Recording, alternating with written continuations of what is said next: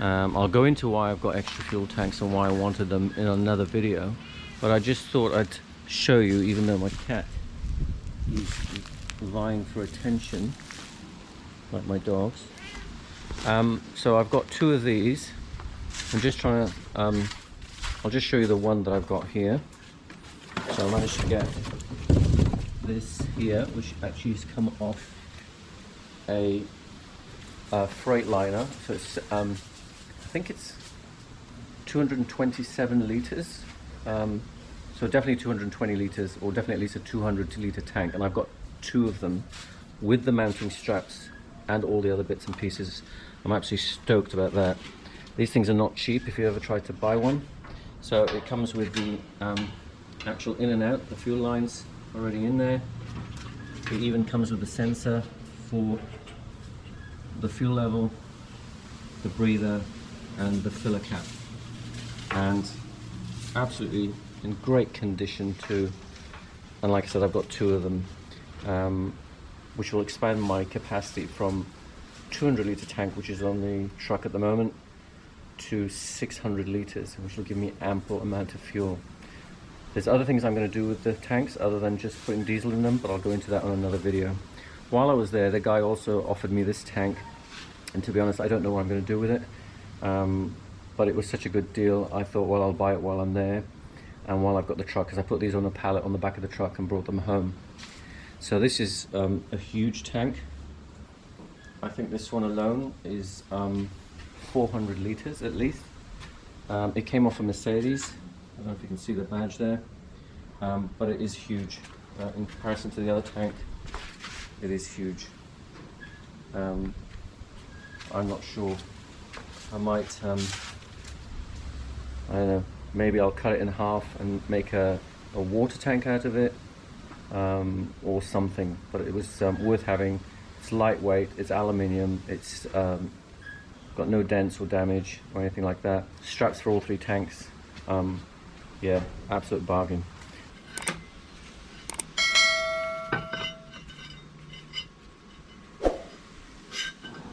Not sure why, but for some reason I've decided to be very talkative in my videos, or I had a audio glitch, I'm not sure what. But anyway, here's me in my workshop, and what I've just made is a template, that green thing, for the whole positions in the actual tank brackets. Tank brackets I was talking about before, that I scored a while back, I guess now. But anyway, what I'm doing there is trying to line up a large drill into the hole to give a little mark on the green template, to make sure that they're exactly the same alignment. At some point I take that orange bracket off and start drilling that particular template, the green one that you see attached to my workshop bench. And that's what I'm going to use on the chassis, as you can see in this footage, to line up the actual holes to the chassis at a certain height and replicate that 4 times, because obviously there's 2 brackets for each tank. At this point here, I'm just doing the second one, it looks like, but I'm actually trying to get the exhaust off first. So you can see there's one orange one bolted to the chassis already, and now I'm taking the 2 rubber mounting bushes off that hold that great big silencer or muffler, as some people know them as. And whilst I'm doing that, I'm thinking, where am I going to mount this afterwards? But my priority at this stage is to make sure that comes off so I can get these brackets on. That's what I'm doing out there. This thing's been on there for some time. You can see it's quite rusty, and I'm at start quite ginger about wiggling it too much. Don't want to crack it anywhere around the manifolds or anywhere like that and cause myself even more work. I ended up resorting to some heat, as you can see, with this blowtorch, and heated the joint there, which actually didn't turn out to be too bad. The problem I had, even though you don't see it here, is that torch went out I don't know how many times, and you can see I'm trying to protect it from the wind. I always have issues with wind where I live. I live quite close to the coast, and it never seems to stop. But anyway, wiggle, wiggle, wiggle. It's coming off bit by bit. A lot of effort, and this thing is heavy. It's not like working on your car. Good old lubricant, always works. WD-40, not affiliated with them, by the way, but it does work magic. Here it comes. It's just about to come off, and it's another job done. And look at me staggering around like a drunkard. It was quite heavy. I was surprised by the weight of it. Now the brackets have to come off, the ones that were supporting it, and to clear the chassis of any paraphernalia so that I can actually see what I'm doing and start putting this template on, ready to drill the holes. And I think each one had 4, maybe 5 holes, and they were all M16 in size. I think they were a imperial size on the actual tank brackets, but that was the nearest to the size in metric, which was an M16. At this stage I didn't realize how hard it would be, but it took days and multiple drill sharpenings, multiple drill sizes, just to get each hole drilled through that chassis. That chassis is made of some really high tensile hardened something or other. There is a number for it. It's on the manual somewhere, but either way, it's not like mild steel. It's really tough to drill through. It blunts drills so quickly, and this took me days. What you see here is just a snippet of what I've done. Actually, here's a sneak peek of how I mounted my torsion bushes that you've seen me build in previous videos. It's just one of them. I'm putting it right next to that tank bracket. This is really close, but it works out really well because these tank brackets push the tanks out a little bit further than the original tank on the other side, and you'll see me have issues with that in another episode. But here goes one of the middle brackets of the torsion system that holds the rubber bung. So yeah, this is probably the first time you've seen this go on, totally built, ready to mount on. And like I said, I'm only just finger tightening all these bolts ready to get the bracket on, because I just want to see how it would interfere with the tank when it's mounted on that orange tank bracket. Here goes the rubber bung. You've seen me increase the hole sizes and what have you. I think at this stage I might have still used the M10 bolt to hold this in place, but it was only there just to see what the clearances would be like when the tank brackets were on there and the tanks were actually put in place. I've shortened this down quite a bit, but I measured some more until I was absolutely happy that nothing was going to interfere with anything else. Things could move within tolerances, tanks could sit comfortably without interfering with anything else. Yeah, it was a lot of measuring, and like I said, this is just a tiny amount that I've put in the video. This took a lot longer than what you can see there. So here I am adjusting that template, getting it exactly where I need it for the second bracket of that particular tank.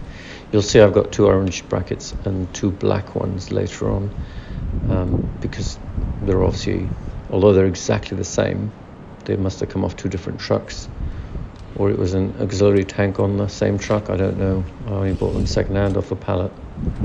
More measuring, making sure everything's spot on without making a major error.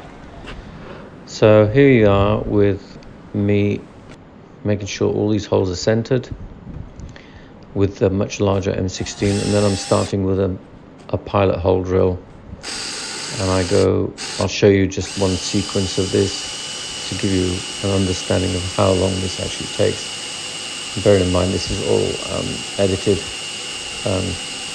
to speed it up so it does not look like it's taking as long as it does. This first one is real time, as you see it right now. That's how long one of those takes. The rest are all just edited. But this is just a pilot hole, probably about a 5mm drill bit.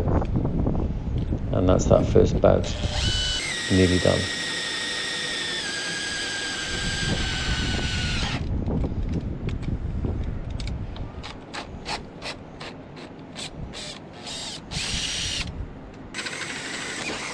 So the next series of clips, the drills get bigger in size and diameter. And again, this is all edited, so it's much faster. It's not actually that quick. So that's another size done. And yeah, this process goes on with a number of other size drill bits until I get to the point where I get to an M16. You can see here, I'm now reached the point where I'm using an M16, I think. Oh no, I'm not quite. It's probably an M12 or something that's going through there. Or even an M11. Yeah, and again, this is well and truly sped up. So, and that's the final one of that particular size. So eventually I show you an M16, I think, in this clip. Yeah, there it is. And I don't go any further than this because it really does, as it says in my comment there, it really does take a long time. So again, for some reason, this clip has no voice or very minimal. Like I said, I was obviously so focused. Exhaust in the way. I forgot to comment. So, 2 tanks, 2 brackets, and now I'm going to cut the exhaust off right there and see what happens. So what actually happens is I actually cut the exhaust. I use a reciprocating saw with a steel blade and off it comes. And actually where I cut it was about spot on. It works out really well. I actually am able to put a temporary silencer or muffler at the end of that. And believe it or not, that's still on there to this very day. I haven't actually modified it in any way, but the truck runs fine with it. But at some point I will put a proper, appropriate, let's say, not proper, appropriate muffler on there. There she goes, off it comes.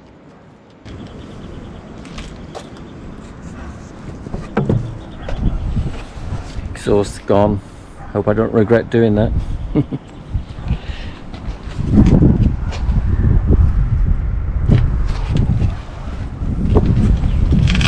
Now it can run straight down past the tanks, like so, all the way to the back. I might make some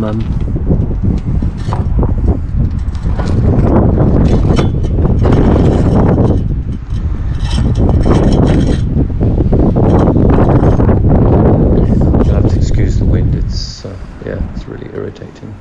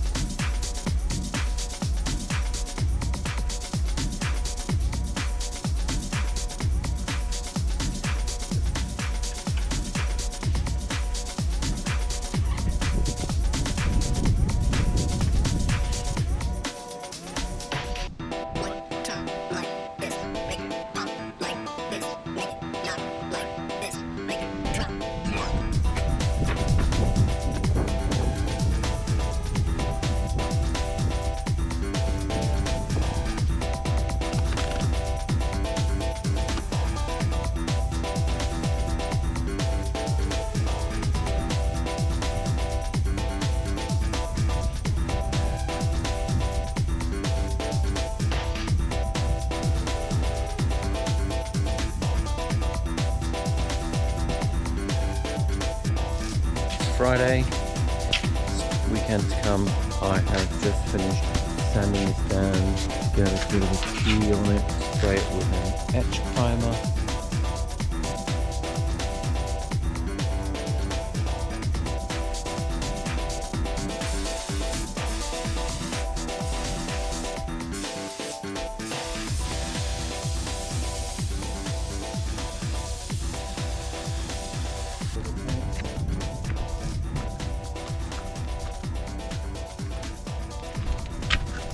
Here they are.